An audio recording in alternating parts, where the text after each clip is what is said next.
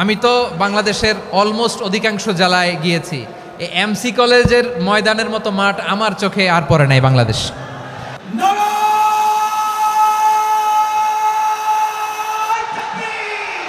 দাওয়াতের ময়দানে আছে মুমিন প্রাণে আল্লামা সাঈদীর উত্তরসূরি।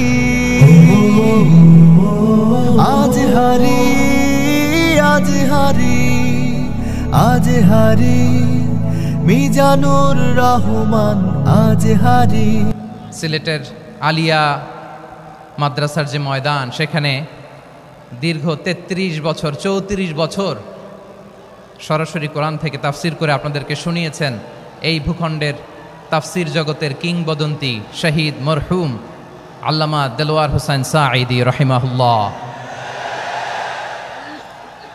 আমরা আমাদের আল্লামার জন্য দোয়া করি, আল্লাহ তাআলা মরহুম আল্লামা দেলোয়ার হোসেন সাঈদী রাহিমাহুল্লাহর জীবনের সকল খেদমাগুলোকে আল্লাহ তাআলা কবুল করে নিক।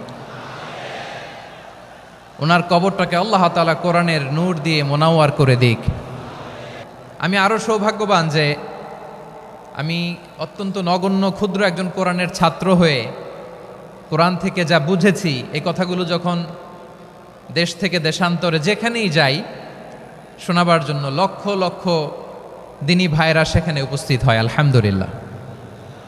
এবং যারা আসতে পারেন না, এরকম কোটি কোটি বনি আদম পরবর্তীতে সোশ্যাল মিডিয়ার কল্যাণে তারা কথাগুলো শোনেন আলহামদুলিল্লাহ।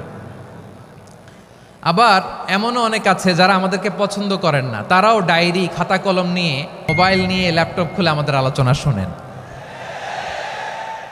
আমি তাদেরকেও ভালোবাসি, কারণ আমার স্লোগান হচ্ছে হেরে যাবে ওদের হিংসা, ষড়যন্ত্র, জিতে যাবে আমাদের ভালোবাসা।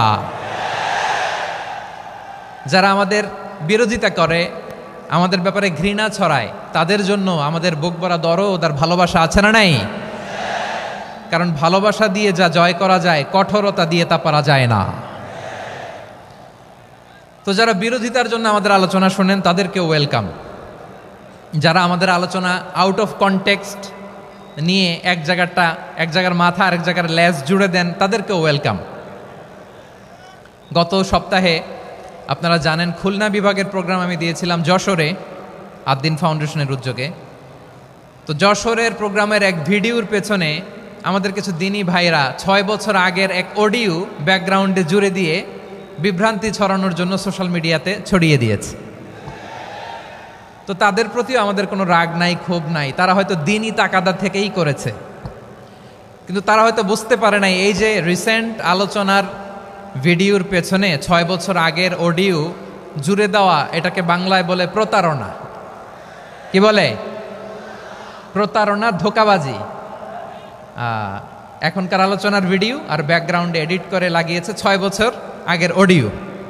এটারে প্রতারণা বলে, ধোঁকাবাজি বলে। আর বিশ্বনবী বলেন, মান গশানা ফালাইসা মিন্না, the person who deceives us he is not among us. যে আমাদেরকে ধোঁকা দেয় সে আমাদের অন্তর্ভুক্ত নয়। তো বিশ্বনবীর এই হাদিস তারা মনে রাখে না। তো এই জন্য শুধু বিশ্বনবীর প্রতি সাল্লাল্লাহু আলাইহি ওয়াসাল্লামের প্রতি সেরেফ ভালোবাসা আপনাকে বাঁচাতে পারবে না যদি বিশ্বনবীর আদর্শ আপনি গ্রহণ না করেন। তার জলজান্ত প্রমাণ আবু তালেব বিশ্বনবীকে অনেক ভালোবেসেছেন আলাইহিস সালাতু ওয়াসসালাম।